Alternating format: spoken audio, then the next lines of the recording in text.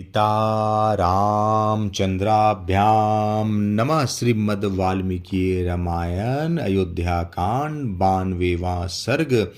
भरत का भरद्वाज मुनि से जाने की आज्ञा लेते हुए श्री राम के आश्रम पर जाने का मार्ग जानना और मुनि को अपनी माताओं का परिचय देकर वहां से चित्रकूट के लिए सेना सहित प्रस्थान करना। परिवार सहित भरत इच्छानुसार मुनि का आतिथ्य ग्रहण करके रात भर आश्रम में ही रहे। फिर सवेरे जाने की आज्ञा लेने के लिए वे महर्षि भरद्वाज के पास गए। पुरुष सिंह भरत को हाथ जोड़े अपने पास आया देख भरद्वाज जी अग्निहोत्र का कार्य करके उनसे बोले, निष्पाप भरत, क्या हमारे इस आश्रम में तुम्हारी यह रात सुख से बीती है? क्या तुम्हारे साथ आए हुए सब लोग इस आतिथ्य से संतुष्ट हुए हैं? यह बताओ। तब भरत ने आश्रम से बाहर निकले हुए उन उत्तम तेजस्वी महर्षि को प्रणाम करके उनसे हाथ जोड़कर कहा, भगवन, मैं संपूर्ण सेना और सवारी के साथ यहाँ सुखपूर्वक रहा हूँ तथा सैनिकों सहित मुझे पूर्ण रूप से तृप्त किया गया है। सेवकों सहित हम सब लोग ग्लानि और संताप से रहित हो उत्तम अन्न पान ग्रहण करके सुंदर गृहों का आश्रय ले बड़े सुख से यहाँ रात भर रहे हैं।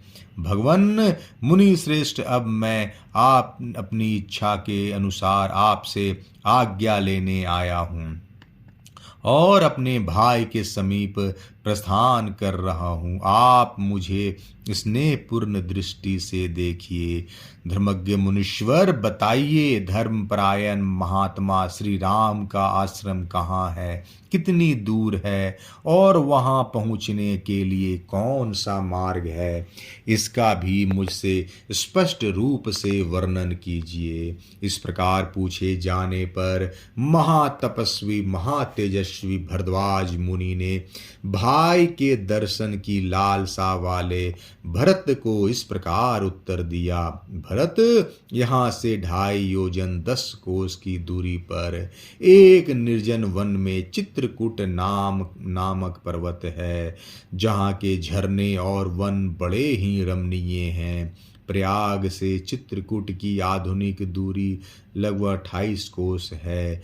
उसके उत्तरी किनारे से मंदाकिनी नदी बहती है, जो फूलों से लदे सघन वृक्षों से आच्छादित रहती है। उसके आसपास का वन बड़ा ही रमणीय और नाना प्रकार के पुष्पों से सुशोभित है। उस नदी के उस पार चित्रकूट पर्वत है। तात वहां पहुंचकर तुम नदी और पर्वत के बीच में श्री राम की पर्णकुटी देखोगे। वे दोनों भाई श्री राम और लक्ष्मण निश्चय ही उसी में निवास करते हैं। सेनापते, तुम यहाँ से हाथी घोड़ों से भरी हुई अपनी सेना लेकर पहले यमुना के दक्षिण किनारे से जो मार्ग गया है उससे जाओ। आगे जाकर 2 रास्ते मिलेंगे। उनमें से जो रास्ता बाएं दाबकर दक्षिण दिशा की ओर गया है उसी से सेना को ले जाना। महाभाग, उस मार्ग से चलकर तुम शीघ्र ही श्री रामचंद्र जी का दर्शन पा जाओगे। अब यहाँ से प्रस्थान करना है। यह सुनकर महाराज दशरथ की स्त्रियां, जो सवारी पर ही रहने योग्य थी, सवारियों को छोड़कर ब्रह्मर्षि भरद्वाज को प्रणाम करने के लिए उन्हें चारों ओर से घेर कर खड़ी हो गईं। उपवास के कारण अत्यंत दुर्बल एवं दीन हुई देवी कौशल्या ने, जो कांप रही थी, सुमित्रा देवी के साथ अपने दोनों हाथों से भरद्वाज मुनि के पैर पकड़ लिए। तत्पश्चात जो अपनी असफल कामनाओं के कारण सब लोगों के लिए निंदित हो गई थी, उस कैकेयी ने लज्जित होकर वहां मुनि के चरणों का स्पर्श किया और उन महामुनि भगवान भरद्वाज की परिक्रमा करके वह दीन चित्त हो उस समय भरत के ही पास आकर खड़ी हो गई। तब महामुनि भरद्वाज ने वहां भरत से पूछा, रघुनंदन, तुम्हारी इन माताओं का विशेष परिचय क्या है, यह मैं जानना चाहता हूँ। भरद्वाज के इस प्रकार पूछने पर बोलने की कला में कुशल धर्मात्मा भरत ने हाथ जोड़कर कहा, भगवान, आप जिन्हें शोक और उपवास के कारण अत्यंत दुर्बल एवं दुखी देख रहे हैं, जो देवी सी दृष्टि गोचर हो रही हैं, ये मेरे पिता की सबसे बड़ी महारानी कौशल्या है। जैसे अदिति ने धाता नामक आदित्य को उत्पन्न किया था, उसी प्रकार इन कौशल्या देवी ने सिंह के समान पराक्रम सूचक गति से चलने वाले पुरुष श्री राम को जन्म दिया है।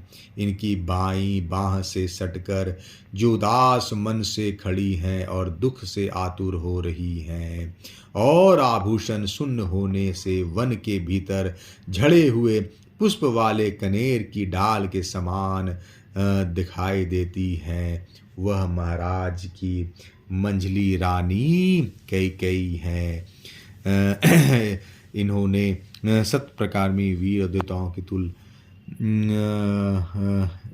सबसे छोटी रानी कई सुमित्रा हैं। सत्य पराक्रमी वीर और देवताओं के तुल कांतिमान वे दोनों भाई राजकुमार लक्ष्मण और शत्रुघ्न इन्हीं सुमित्रा देवी के पुत्र हैं, और जिसके कारण पुरुष श्री राम और लक्ष्मण यहाँ से प्राण संकट की अवस्था वनवास में जा पहुँचे हैं, तथा राजा दशरथ पुत्र वियोग का कष्ट पाकर स्वर्गवासी हुए हैं, जो स्वभाव से ही क्रोध करने वाली अशिक्षित बुद्धि वाली गर्विली अपने आप को सबसे अधिक सुंदरी और भाग्यवती समझने वाली तथा राज्य का लोभ रखने वाली हैं, जो शक्ल सूरत से आर्या होने पर भी वास्तव में अनार्या है। इनसे कैकेयी को मेरी माता समझिए, यह बड़ी ही क्रूर और पापपूर्ण विचार रखने वाली है। मैं अपने ऊपर जो महान संकट आया हुआ देख रहा हूँ, इसका मूल कारण यही है। अश्रु गदवानी से इस प्रकार कहकर लाल आंखें किए पुरुष भरत रोष से भरकर फुफकारते हुए सर्प की भांति लंबी सांसें खींचने लगे। उस समय ऐसी बातें कहते हुए भरत से श्री राम के प्रयोजन को जानने वाले महाबुद्धिमान महर्षि भारद्वाज ने उनसे यह बातें कही, भरत, तुम कैकेयी के प्रति दोष दृष्टि न करो। श्री राम का यह वनवास भविष्य में बड़ा ही सुखद होगा। श्री राम के वन में जाने से देवताओं, दानवों और परमात्मा का चिंतन करने वाले महर्षियों का इस जगत में हित ही होने वाला है। श्री राम का पता जानकर और मुनि का आशीर्वाद पाकर कृतकृत्य हुए भरत ने मुनि को मस्तक झुका उनकी प्रदक्षिणा करके जाने की आज्ञा ले सेना को कुछ के लिए तैयार होने का आदेश दिया। तदंतर अनेक प्रकार की वेशभूषा वाले लोग बहुत से दिव्य घोड़ों और दिव्य रथों को जो स्वर्ण से विभूषित थे जोत कर यात्रा के लिए उन पर सवार हुए। बहुत सी हथनियाँ और हाथी जो सुनहरे रस्सों से कसे गए थे और जिनके ऊपर पताकाएं फहरा रही थी, वर्षा काल के गरजते हुए मेघों के समान घंटा नाद करते हुए वहाँ से प्रस्थित हुए। नाना प्रकार के छोटे बड़े बहुमूल्य वाहनों पर सवार हो उनके अधिकारी चले और पैदल सैनिक अपने पैरों से ही यात्रा करने लगे।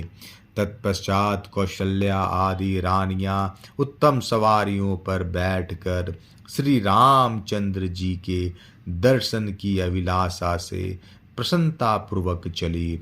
इसी प्रकार श्री रामान भरत नवोदित चंद्रमा और सूर्य के समान कांतिमती शिविका में बैठकर आवश्यक सामग्रियों के साथ प्रस्थित हुए।